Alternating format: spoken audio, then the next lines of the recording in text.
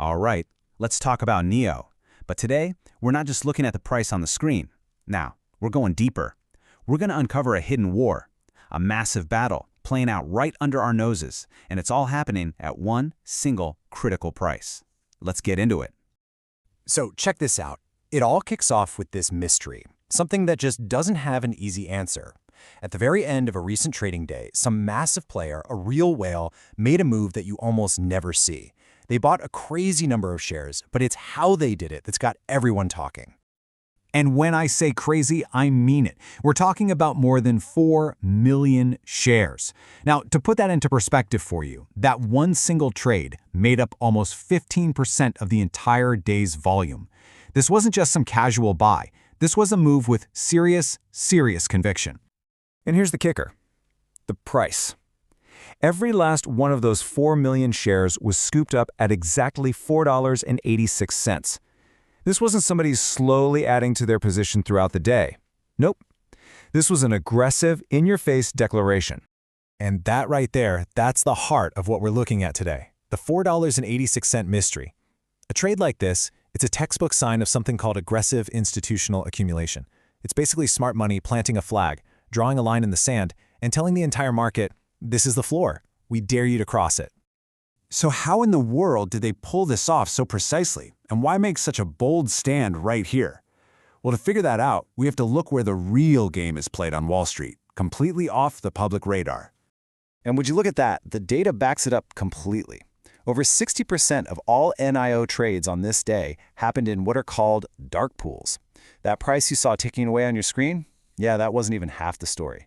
The real action was happening in the shadows, letting these big institutions load the boat without tipping anybody off.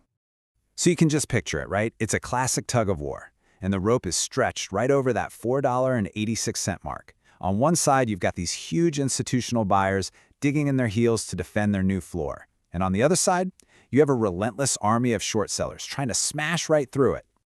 And let me tell you, the attack from the short side was no joke. This chart shows that nearly 40% of the entire day's volume, that's about 7.5 million shares, was short selling. It was an all-out assault trying to break that institutional wall. But here's the thing, even with all that pressure, the floor at 486, it didn't budge. But hold on, because this battle has another layer, a sort of secret weapon, hiding in the background that could be a massive catalyst. Let's just call it the squeeze time bomb. Now, this time bomb is built from something called failures to deliver, or FTDs for short. The simplest way to think about it is like a stock market IOU. It's when a seller, for whatever reason, doesn't deliver the shares they sold on time. This creates a debt, a liability that has to be settled eventually by buying real shares in the market. And this is where it gets really interesting for NIO. See, there's a huge backlog of 2.2 million of these FTDs that were created back on November 26th. And on that day, the stock was trading at $5.46. That's a whole world away from the floor they're defending today. You see the trap, right? If NIO's price starts to rally, if it even gets close to that 546 level, the folks who are on the hook for those IOUs might be forced to buy back millions of shares all at once, just to cover themselves. And that forced buying could kick off a massive squeeze. Okay, so we've got the hidden institutional buying on one side and this lurking FTD time bomb on the other. Now let's pull up the public chart, the one everyone sees, and see how this invisible battle actually leaves clues on the map. And right away, we find 3 huge clues that totally back up this story. First, you've got a falling wedge pattern forming, which is a classic signal that a downtrend might be about to reverse. Second, look at that massive spike in volume right at the low of the day. That's the whale wall, right there in plain sight. And third, the RSI, which measures momentum, is down near 43. That suggests the sellers are just getting tired out.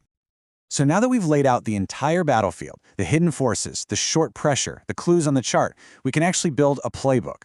We can map out the 2 most likely ways this whole standoff could end. It's the bulls versus the bears. Okay, first up, the bull case. The light turns green if we see a solid break above 490, especially with some good volume. The first stop would be 494. That's the average price where most people traded, so taking that back is a big win. After that, the next big test is 506. But the ultimate goal?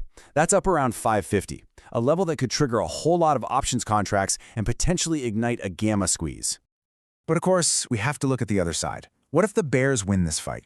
Well, their trigger is a break below 485. But here's a crucial part. It can't just dip below. It needs to stay there for at least 15 minutes to prove that institutional wall has really crumbled. If it does, the next stops are likely 480 and then a drop all the way down to 472. But even if it does drop, the source material leaves us with this one last critical piece of advice. Be extremely wary of the bear trap. Sometimes, a sharp drop below a key level that snaps right back up isn't a real breakdown. It's a calculated trick to shake people out and scoop up their shares on the cheap right before the real reversal starts. And that leaves us with the ultimate question. Is 486 a floor, or is it a brilliantly set trap?